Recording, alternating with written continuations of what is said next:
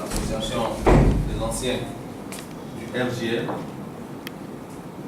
que votre serviteur a l'honneur de présider, et l'association du CET libéral, présidée par M. Aïdara Mamadou.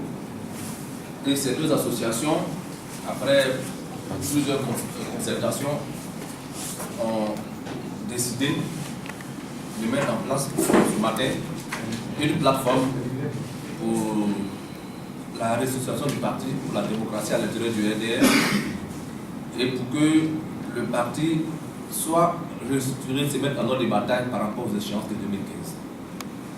Et nous avons, deuxième décision que nous avons prise ce matin, nous avons convenu que pratiquement dans 2 semaines, c'est-à-dire pratiquement nous allons tout le 8 juin, que nous puissions lancer les journées nationales d'écoute militante pour que nos militants puissent parler directement à leur président et que nous puissions le lui rapporter parce que nous voulons que le parti change.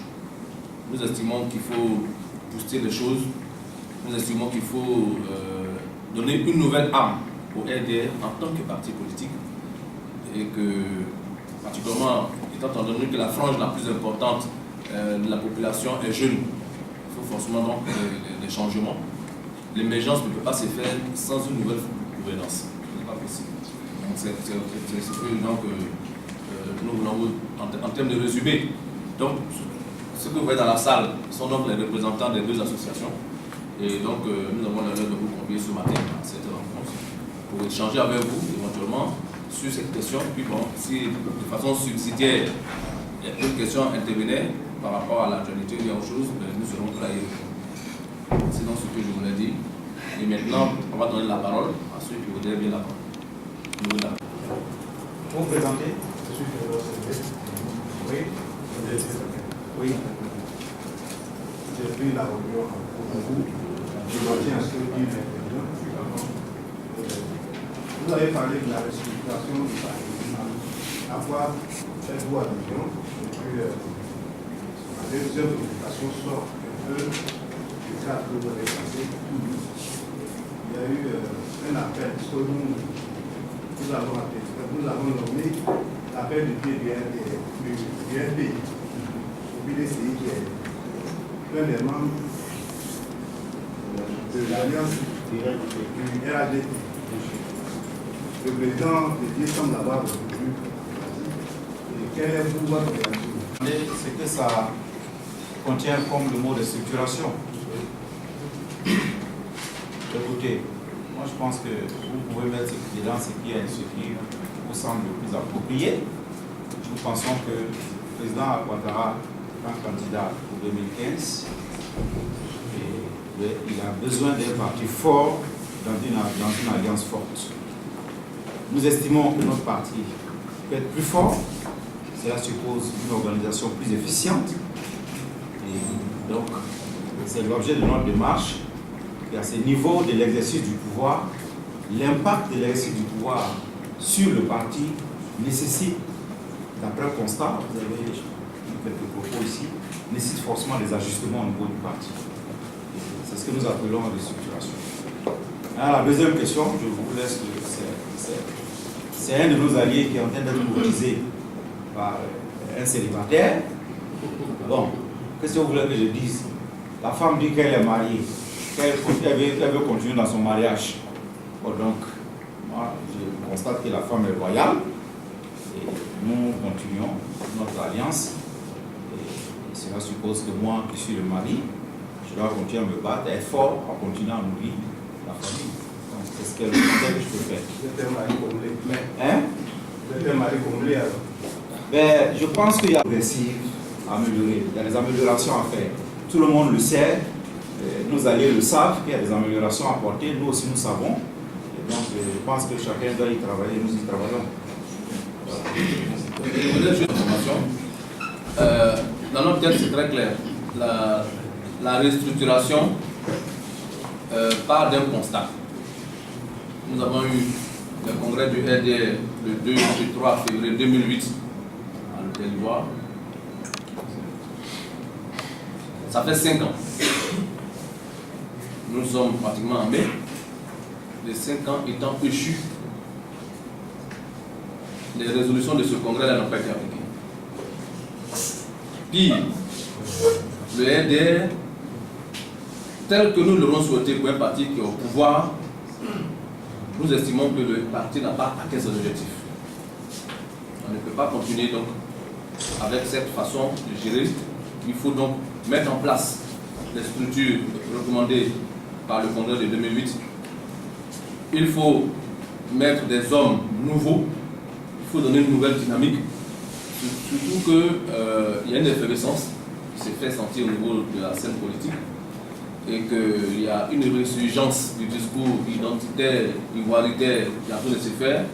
Le RDR doit séparer de nouveaux habits et donc faire en sorte que l'œuvre du président, qui œuvre sans relâche pour construire notre pays, qui a été enfoncé depuis 10 ans dans la gadoue de l'igualité, du nationalisme, du faux nationalisme, parce qu'il a été démontré que quand on va construire 100 000, quand on prend 100 milliards pour aller acheter une usine hypothétique à Fulton aux États-Unis, ce n'est pas du nationalisme.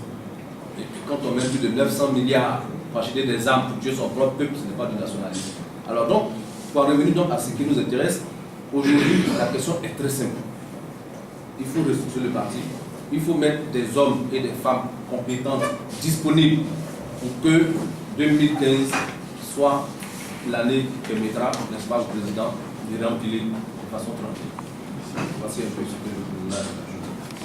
Je pense que nous avons, au niveau du cercle libéral, nous avons conduit une déclaration que vous avez peut-être vue, ou bien nous avons rendu publique une déclaration qui identifie un certain nombre de problèmes et qui propose des solutions.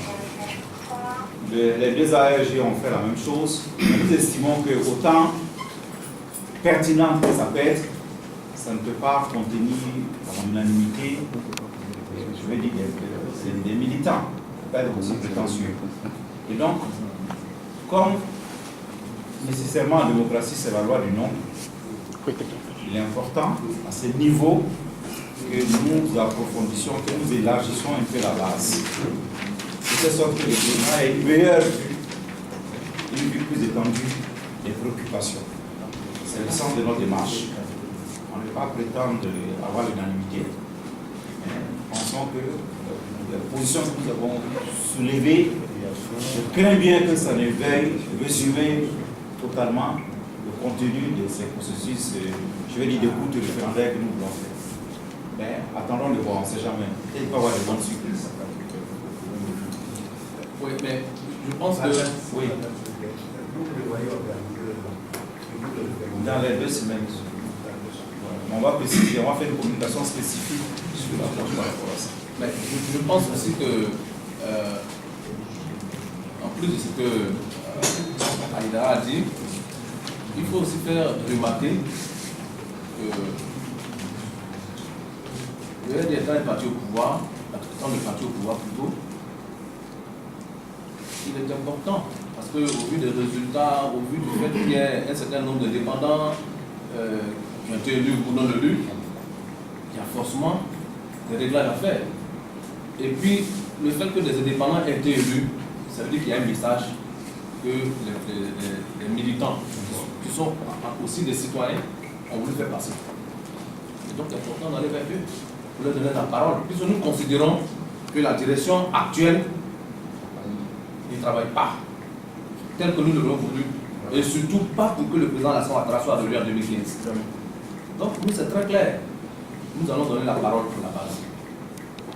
Nous allons donner la parole à la base, jusqu'à ce que soit le congrès ou bien la restauration profonde avec des hommes neufs, expérimentés, des hommes émergents puissent permettre, n'est-ce pas, à notre parti de prendre sa place, de toute sa place. J'insiste sur le neuf. Ok. Je prends. Non, c'est le jeu. Oui, je pense que c'est vrai que l'actualité évolue assez rapidement et que le président Bédié a, bon, il a répondu certes, mais il a surtout répondu au FPI à qui il a fait comprendre qu'ils étaient d'abord le bourreau des Ivoiriens et qu'ils ne pouvaient pas s'associer à des gens qui ont été... parce que quand on parle de FPI, on parle de Laurent Gbagbo, un tyran qui a tué des gens et tout ça. Mais moi je crois que fondamentalement, en ce qui concerne les deux amis que vous citez, les problèmes sont totalement différents d'une de ces personnalités à une autre. En ce qui concerne Kakabe rôle pour un militant, pour un candidat fantôme dont il a annoncé effectivement la candidature, ce que nous avions déjà prédit ici pour une conférence de presse. Ce n'est pas le Kakabe ne parle pas au nom de la jeunesse du PDCI, parce que la jeunesse du PDCI ne dit pas qu'elle soutiendrait un candidat vaille qui vaille, même si c'est pas quelque chose. La jeunesse du PDCI ne dit pas, ne pourrait pas traiter le RDR d'être un parti violent, d'être un parti, etc. Non. Mais nous disons que au moment où nous sommes en train de parler, tous ceux qui s'attaqueront au RDR, nous trouverons sur le chemin. Kakabe n'a pas le monopole de l'impolitesse, il n'a pas le monopole des contre-vérités. Nous répondrons dans notre registre, le registre de ceux qui ont construit et qui ont bâti la démocratie. C'est plutôt un jeune qui a hérité, disons, qui a profité du RAGP, qui a été élu sous le gouvernement, sous la bannière du RAGP, qui n'a jamais été pris au sérieux, même par le PDCI. Pour mémoire, pendant la campagne présidentielle, même le président Bédié ne l'a pas responsabilisé. Il a fallu que le président Alassane Ouattara l'implique dans la campagne pour qu'on apprenne officiellement. En plus, nous savions, nous autres, que Kakabe était d'abord et avant tout un Ivoirien. Il a fallu que le président Ouattara l'implique pour que le Boudé révèle à la nation entière qu'il était un Ivoirien et qu'il considère, au moment où nous sommes en train de parler, qu'il ne croit pas que le président Ouattara soit capable de diriger la Côte d'Ivoire. Et donc, il a la haine pour les populations du Nord. Parce qu'il ne sait pas comment dire aux gens de voter pour Alassane Ouattara. Mais enfin, bon Dieu. Comment... Ce n'est donc pas, je ne crois même pas qu'il parle au nom du PDCI, parce que le PDCI n'est pas un parti qui se réunit. Nous avons signé des accords, le RD a respecté les accords vis-à-vis du PDCI.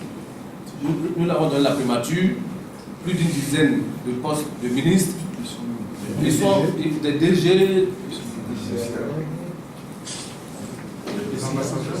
oui, dans l'administration, dans toute l'administration, dans l'armée, etc., le PDCI est représenté.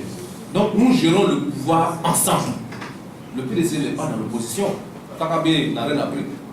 Je crois que il a été dévoilé qu'il travaille au noir au marché, comment on appelle ça là, dans la commune de Trècheville.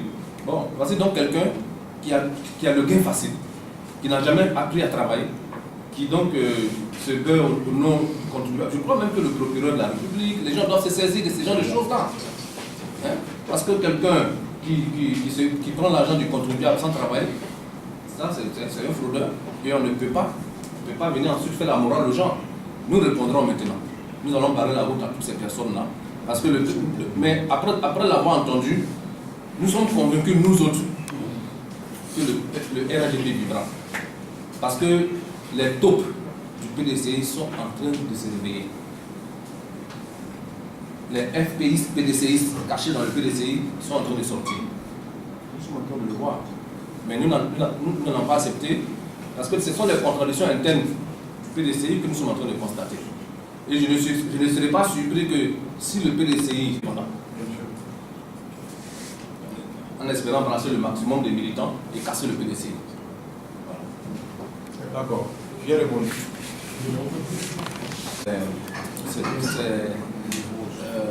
Il parle d'une situation, bon, mais en même temps qu'il y a une mauvaise lecture que les gens font, parce qu'en réalité, le Guiraou, dans le cadre de son parti, doit souhaiter que s'il est un cadre qui a besoin d'un espace, que son parti puisse faire. On a donné des postes à l'UDPCI. L'UDPCI de faire place. Il ne peut pas souhaiter que le président de la République laisse des militants du RDR qui ne sont même pas encore servis. Nous sommes très en colère. Pour faire lui sa promotion. En fait. Je crois que les gens mettent sur la place publique des problèmes de fonctionnement interne de le parti. N'est-ce pas? Donc Blé, c'est plus un problème existentiel que les problèmes, la preuve. Blé